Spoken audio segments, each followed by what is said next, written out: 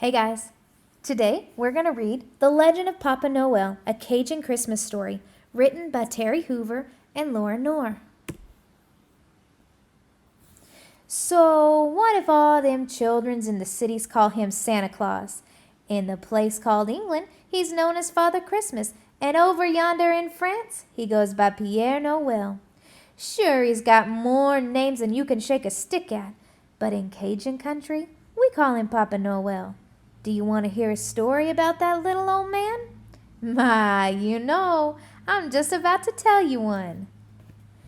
That Papa Noel, he lives so far back in the deepest, darkest swamp in Louisiana that not even the bravest Cajun fisherman will go there. And that is exactly how that fella likes it, peaceful and quiet.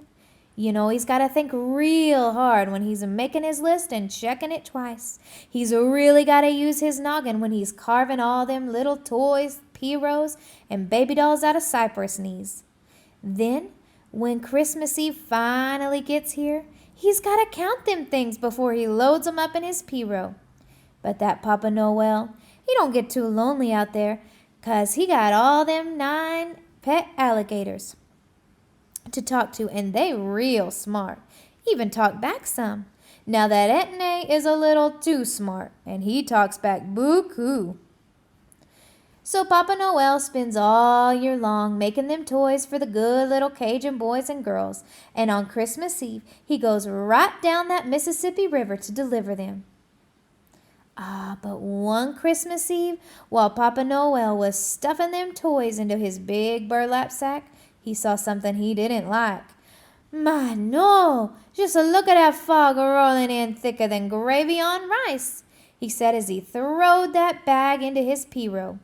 Well, Papa Noel knew that fog was getting thicker by the minute, and pretty soon he wouldn't be able to see how to hitch his gators to the front of that pierrot. So he worked as quick as a squirrel runs up a tree. First, he fixed Etne and Emily to the pierrot. Then Remy and Rennie to the front of them. Next he tied up Alice and Alphonse and Francios and Fabian. And leading the team was Nicolette. Now Nicolette was full of a certain kind of magic. You know how alligators are all green and how their eyes grow red at night? Well, Nicolette was white as powdered sugar, and her eyes shined like green kerosene lamps. But on that Christmas Eve, the fog got so thick that Papa Noel was not sure her magic was enough. Mon ami Nicolette, I don't think even your magical eyes will get us through this fog. But we must try. Mi petites await their toys. Papa Noel shouted as they began their trip down the foggy river. So as they went on their way, bumping into cypress knees, stumps, and logs, as they couldn't see 'em, them poor little gators' bellies, and that pierrot was getting all scratched up. But they kept on going, 'cause they knew them children would be crying all over the place if they didn't deliver their sack of goodies. After a while of going along like that, Etne hollered, "May, Papa, we must stop, too sweet. I know my hide is tough, yeah, but my belly is hurting. I can't go on like this." So Papa Noel climbed out of the pierrot and waded through that muddy water, and he patched up that gator's belly with some moss and some duct tape, and they went on their way. Oh, they tried to weave in and out of them stumps and logs. Nicolette hitted them first. Then she'd turn her head and holler at the others, "Swim left, turn right." That way, they missed a lot of the bruises, yeah. But poor Nicolette was getting pretty scraped up, and it was taking so long just to go a little ways. Well, that Etne hollered, "We won't ever make it. This night is half over, and we ain't got to one house yet." But just then they rounded the bend, and they saw something just over yonder that was glowing like gold.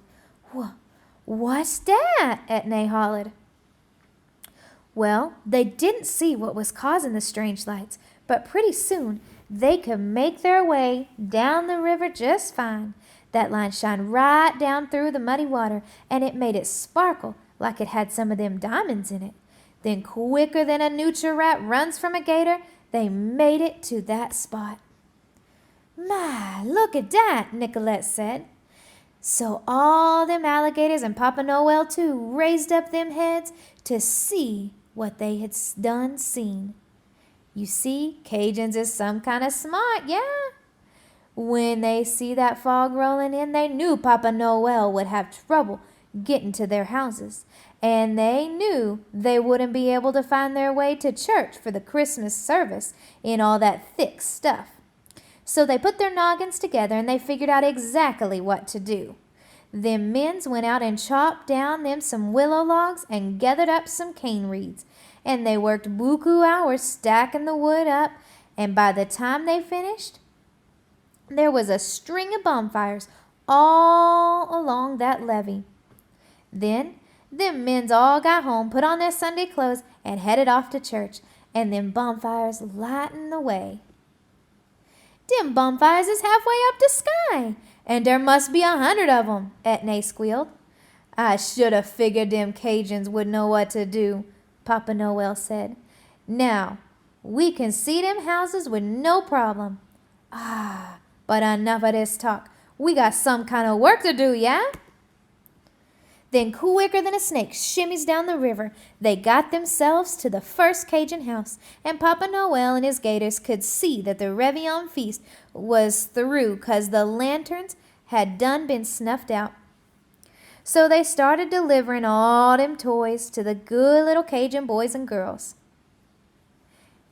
Time went by fast, and as they went up and down the river and in and out of them houses, Papa Noel was quicker than a frog hopping across a log, putting all them toy P-Rose and cypress dollies under them Christmas trees. But he slowed down just long enough at each house to have a couple of them tigres and some of that eggnog from the Cajun children's left him.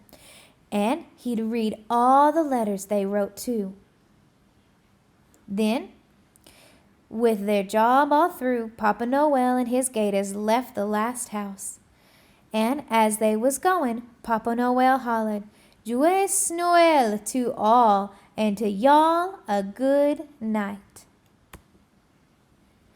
By the light of them bonfires, they went back to Papa Noel's cabin deep in the darkest part of the swamp. And when they got there, all tuckered out from delivering all those little toy P-Rose and cypress dollies, they went fast asleep, just like them Cajun boys and girls. I love this story. I'll see you later.